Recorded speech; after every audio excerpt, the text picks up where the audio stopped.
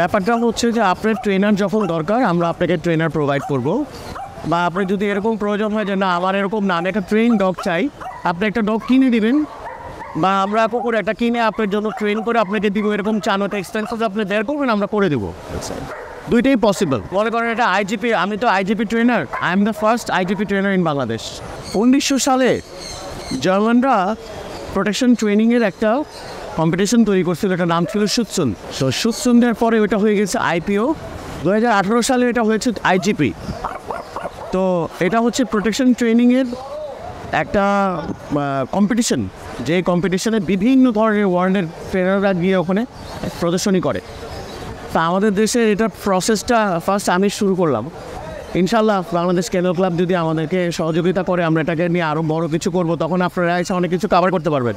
Protection ট্রেনিংয়ের জন্য 2 বছর সময় লাগে, গার্ড ট্রেনিংয়ের জন্য 1 বছর সময় লাগে, আর পাপি ট্রেনিংয়ের জন্য 3 to 6 মান্থ। পাপি ট্রেনিং আমাদের কাছে যেটা আমাদের হাউসে দিয়ে যায়, আমরা মাসে 30-35 হাজার টাকা নিয়ে সার্ভিসটা করে দিই।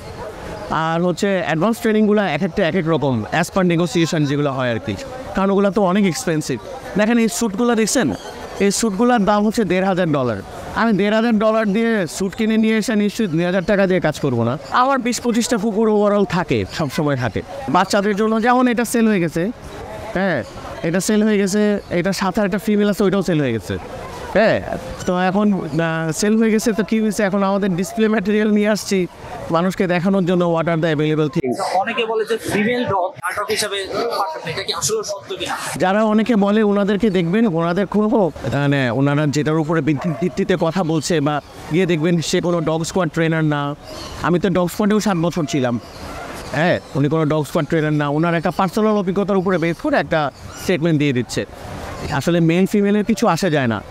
প্রত্যেকটা ঘরে প্রত্যেকটা সন্তানের মধ্যে একটা যোদ্ধা হয়, সবাইকে যোদ্ধা হয়। তো যোদ্ধাটা কে হয় এটা যতক্ষণ পর্যন্ত প্র্যাকটিক্যাল এক্সপেরিমেন্টস না করতেছি এটা বলাটা মুশকিল, এবং এর উপর একটা স্টেটমেন্ট দেওয়া ওয়াইজ না।